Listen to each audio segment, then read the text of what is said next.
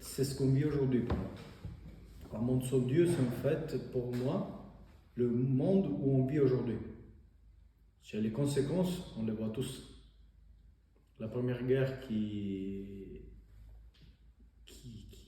a eu lieu en Ukraine, la deuxième guerre qui est maintenant partie en Israël. Et donc en fait, un monde sans Dieu, c'est un monde où l'amour n'existe pas. L'amour, c'est la première thématique qu'on avait prise justement. Mais la miséricorde n'existe pas. C'est la deuxième thématique qu'on avait prise. Un monde sans Dieu, c'est en fait un monde qui est destiné seulement à la destruction. C'est un monde qui est destiné seulement à les ténèbres, au noir. C'est un monde sans lumière.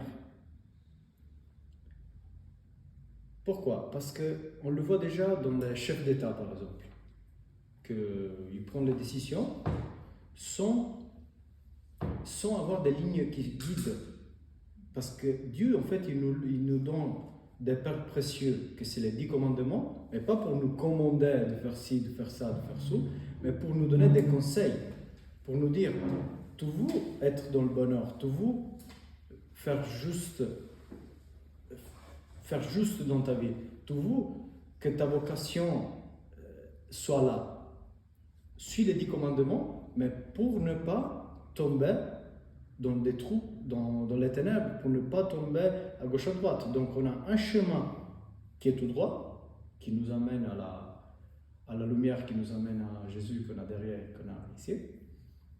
Mais pour y arriver, c'est seulement à travers les 10 commandements. Donc si déjà dans les chefs d'État, dans les gens qui devraient nous diriger, ils n'ont aucune règle, ou ils ont leurs règles, que c'est les règles du peuple, les règles du monde, les règles de Satan, parce qu'il n'y a pas Dieu, il y a Satan.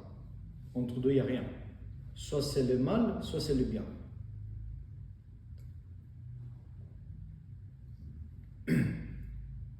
Donc, quand tu ne suis pas certaines règles, certains pères précieux qui t'indiquent la voie, bah, tu ne sais pas où tu es en train d'aller. Tu ne sais pas si tu es en train d'aller à gauche, à droite. Tu n'as aucune lumière, tu n'as aucune direction. Donc, c'est comme des petites lumières que lui nous donne pour arriver là. Pour arriver surtout à comprendre quelle est ta vocation, quelle est ma vocation, quelle est notre vocation. Parce que chacun de nous a été conçu par Dieu le Créateur pour une vocation. On n'est pas là par hasard ou parce qu'on a décidé un jour de venir là et tout. Non. On est là parce que chacun de nous a sa vocation. Et Jésus, il nous a donné sur la terre une mission à chacun de nous. Après, c'est à nous, à travers lui, de comprendre quelle est nos vocations et de la mettre en route. Et dès qu'on arrive à faire ça, ça commence le bonheur. Mais pour arriver à ça, il faut demander à Dieu. On ne peut pas dire, moi je peux faire tout seul, moi je suis tout seul, on y va, on marche, on va... Parce que tu n'as pas de ligne guide. Tu fais à ta tête, tu fais à ta sauce, et c'est ce qui arrive aujourd'hui. Les guerres qu'on a aujourd'hui, ce n'est pas un hasard. C'est tout simplement le manque de Dieu derrière les décisions des jeunes, que ce soit de plus haut au plus bas, que ce soit de les chefs d'État à nous, qui n'ont rien par rapport à eux.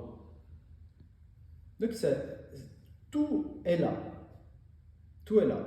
À mon sens, Dieu, c'est un monde qui n'a pas une destination de lumière. La seule destination, c'est la mort. C'est un monde qui s'est autodétruit. Parce qu'il n'y a pas Dieu, où il n'y a pas la lumière, parce que Dieu c'est la lumière, il y a les ténèbres. Il n'y a rien d'autre. Il n'y a rien d'autre. Parce qu'il n'y a pas d'amour. Oh, il y a un amour comme mission qu'on se fait, nous, de l'amour. Mais, dès que moi je peux faire tout bien, c'est au niveau civique, je suis un bon citoyen, je paie les taxes, je fais de mal à personne, j'essaye à ma façon d'aimer mon frère. Mais, Dès que quelqu'un nous fait sortir de ma zone de confort et commence à toucher dans mes poches, c'est là que ça sort le vrai moi. Et donc, c'est là que tout tombe. Mais si tu as Dieu, c'est lui la ligne guide. C'est pas ce que toi t'aimerais, mais ce que lui il aimerait. Parce que lui il sait, lui nous a créés. Donc, moi je suis électronicien, je suis un technicien, donc j'ai besoin de tout le matériel. Je suis très scientifique, je dois toucher les choses pour les comprendre. Je travaille dans des machines que je conçus, que je résous des problèmes dans les machines. Donc moi, j'ai étudié la machine pour pouvoir la réparer. Donc jusqu'à là, on comprend. Comment quelqu'un d'autre qui ne connaît pas la machine peut la réparer? Il ne fait que des dégâts. Et ça m'arrive avec mes clients, justement. Qu'après, moi, je dois réparer leurs dégâts et après le mien. Mais bon. La même chose, c'est nous. Comment on peut essayer de réparer nos cœurs si on ne va pas à la source, si on ne va pas à l'instruction, si on ne va pas chez qui nous a créés? Tu ne peux pas réparer quelque chose si tu ne vas pas à la source. C'est impossible. Donc, si on ne va pas demander directement au Créateur comment réparer nos cœurs, nos âmes, nos blessures, nos souffrances, ce qui nous a blessés, ce qui nous a fait peur, ce qui nous a fait mal, si on ne va pas au Créateur, si on ne va pas à la source, c'est impossible. On peut mettre des sparadraps, on peut tamponner un petit peu, on peut faire le fitness, comme vous faites, comme je fais. On peut essayer de s'échapper en trouvant dans les plaisirs du monde, comme le sexe, comme ci et comme ça, pour s'échapper de la blessure qu'on a à l'intérieur. Mais quand on est tout seul, sans rien autour de nous, on se regarde au miroir, on la voit claire et nette, la blessure, elle est là. Elle nous fait encore plus mal, parce qu'on l'a juste contournée.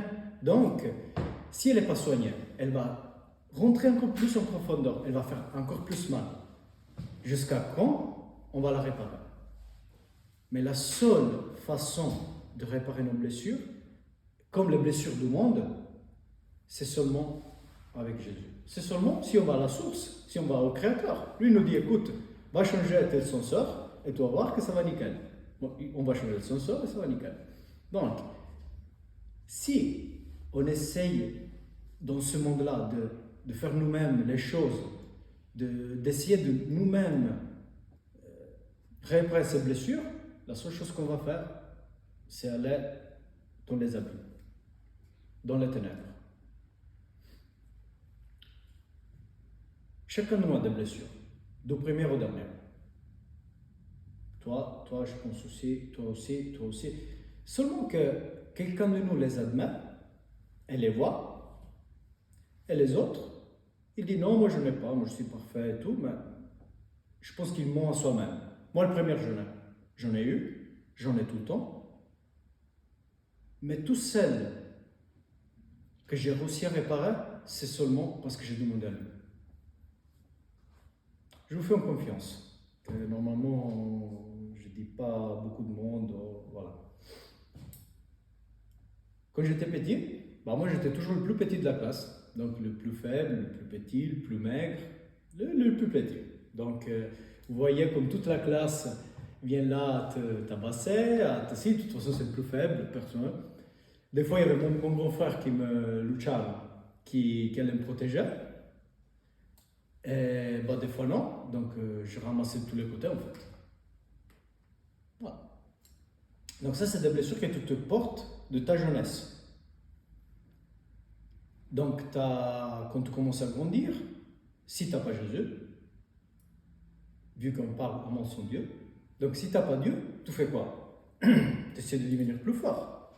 Pour battre ces personnes quand tu seras plus adulte, pour leur faire comprendre, maintenant c'est moi qui commande, viens. À 30 ans, moi je suis, bien, je te tabasse maintenant, viens maintenant. Voilà. Mais pourquoi on le fait? Cette personne-là, elle ne sait même pas pourquoi elle est en train de faire ça.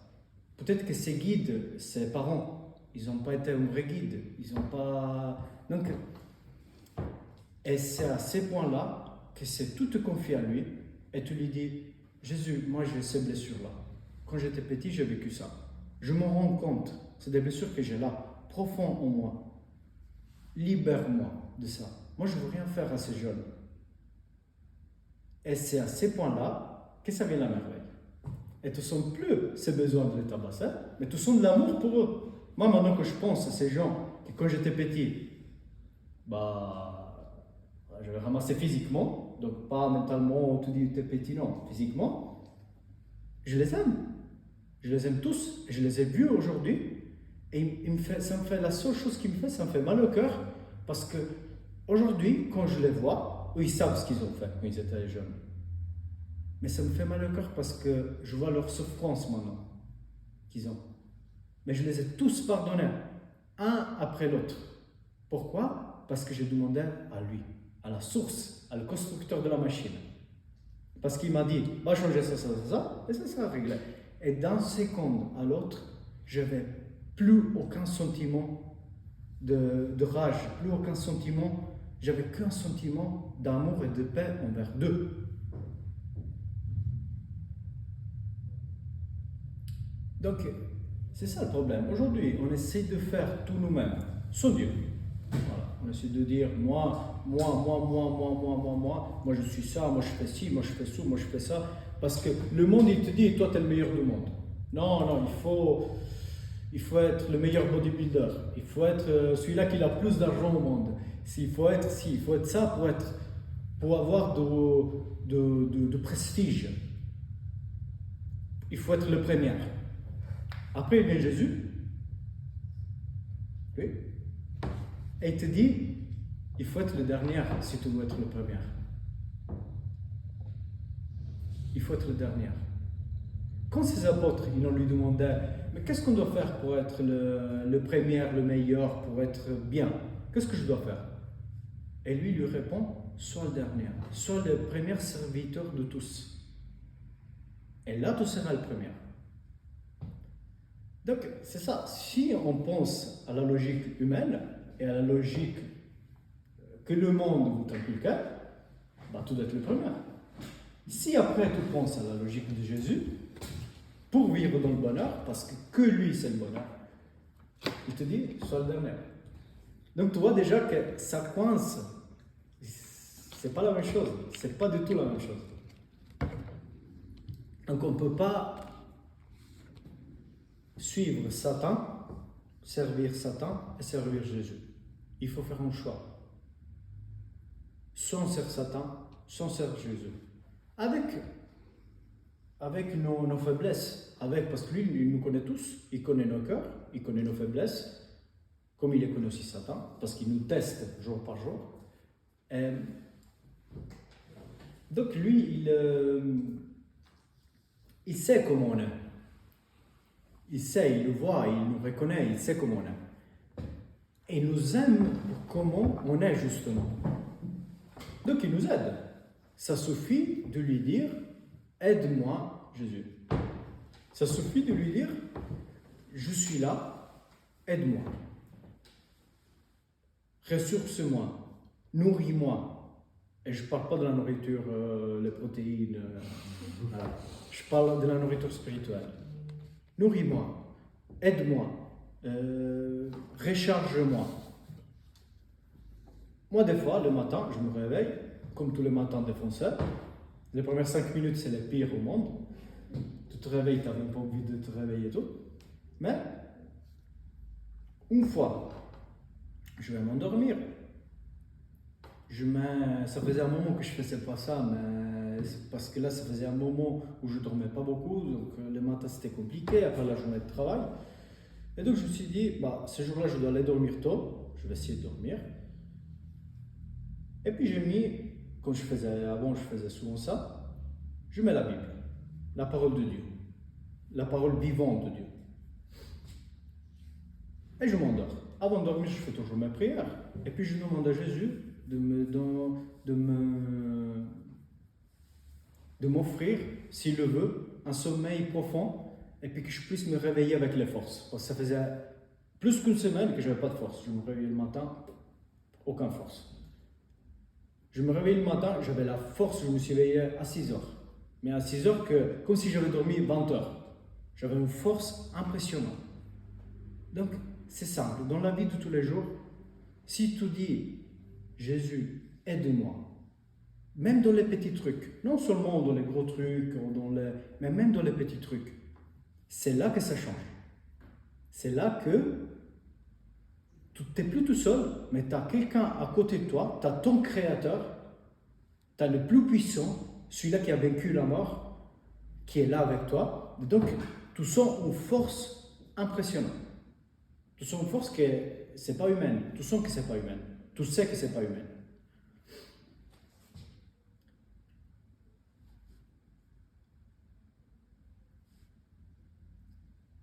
Un monde sans Dieu. Un monde sans Dieu, c'est malheureusement un monde où il n'y a aucune direction. C'est un monde où chacun pense que ça c'est blanc et ça c'est blanc. Il n'y a pas quelque chose qui te dit ça c'est noir et point c'est tout. Tout devient un monde sans Dieu, c'est un monde où tout est subjectif. Dans le sens, moi je pense qu'un truc est juste et c'est juste. Je t'explique pourquoi, j'invente une théorie, la théorie de Darwin, la théorie de je ne sais pas qui d'autre, les grands philosophes du monde. Et puis, ça devient véritable, si on veut. Donc, chacun de nous peut inventer quelque chose et ça devient véritable. Parce qu'il n'y a aucune voie directionnelle, il n'y a rien. Donc, un monde sans Dieu, c'est ça. Tout devient subjectif et il n'y a pas d'objectivité. Que ça c'est juste et ça c'est faux. Il n'y a plus rien. Il n'y a plus rien. Donc c'est normal que s'il n'y a plus aucune direction pour dire ça c'est juste et ça c'est faux, on va dans tous les sens. Moi je peux dire, toi t'es, je sais pas, qu'est-ce que tu veux être? Toi t'es une vache. et puis dire, et je t'explique toute une théorie, je vais réfléchir toute la nuit pour expliquer la théorie que toi t'es une vache. Et je vais te convaincre que toi t'es une vache. Toi, ça veut dire que tout est subjectif. C'est ce que je pense. Toi, t'es pas une vache, sinon tu ne parlais pas, tu n'avais pas l'intelligence, tu n'étais pas beau que ça. Donc, un monde sans Dieu, c'est ça au final. C'est ça au final. C'est rendre tout simplement la vie humaine comme quelque chose qui est inutile, quelque chose qui est nul. Rendre la vie quelque chose qui a un commencement et une fin. Comme si en fait, derrière la mort, derrière, il n'y avait rien. Donc on commence, on finit, il n'y a plus rien. Mais moi je pense qu'on n'est pas que ça. On ne peut pas être que ça. C'est impossible. C'est impossible. Parce que notre corps et nos âmes nous parlent tous les jours. Tous les jours. Il faut juste apprendre à les écouter, à écouter qu'est-ce que nos corps vont nous dire, et à écouter surtout qu'est-ce que Jésus veut nous dire.